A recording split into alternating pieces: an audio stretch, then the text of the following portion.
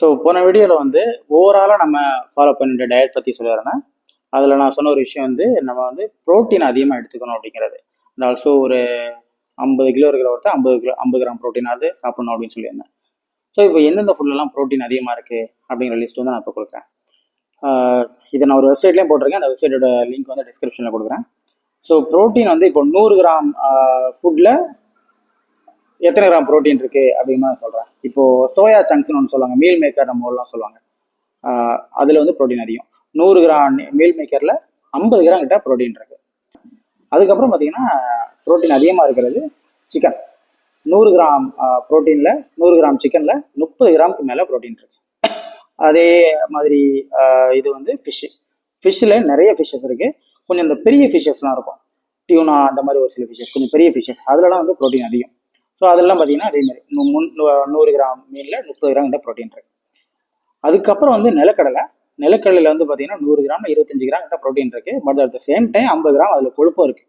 So எந்தெந்த விஷயங்கள்லாம் இருந்து எண்ணெய் எடுக்கிறாங்களோ அதுலலாம் வந்து கொழுப்பு இருக்குன்னு அர்த்தம். ஃபார் எக்ஸாம்பிள் நிலக்கடலேருந்து எண்ணெய் எடுக்கிறோம், எள்ளு எண்ணெய் எடுக்கிறோம், வேற என்ன, ஸோ எதெல்லாம் நம்ம எண்ணெய் எடுக்கிறோமோ அது தேங்காய்.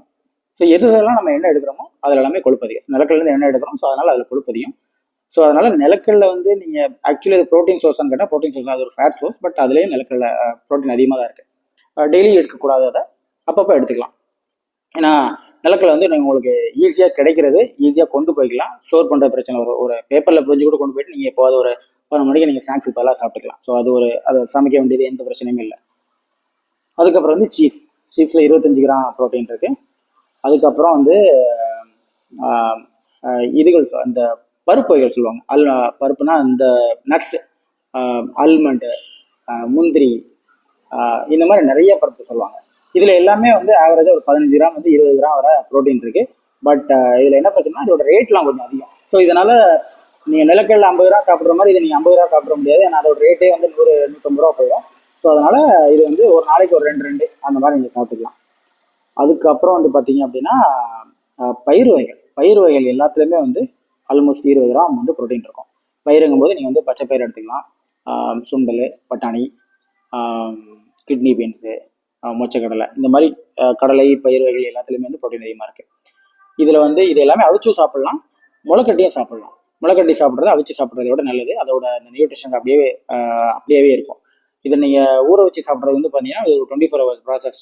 நாளைக்கு நீங்கள் சாப்பிட்ணுன்னா இன்னைக்கு காலையில் நீங்கள் ஆரம்பிக்கணும். பச்சை பயிர் வந்து கொஞ்சம் இந்த சின்ன சின்ன பயிர்கள் இருக்கும், பச்சை பயிர், அந்த மாதிரி பயிர்கள், பச்சை பயிர், வெள்ளை பயிர், இதெல்லாம் வந்து நீங்கள் இப்போவே இன்னைக்கு நீங்கள் காலையில் நனைய போடணும்.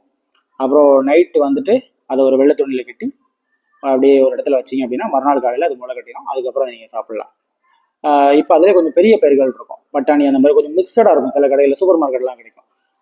பச்சை பயிர் மட்டும் இல்லாமல் ஒரு 5-6 பயிர்கள் சேர்த்து மிக்சடாக வச்சுருப்பாங்க.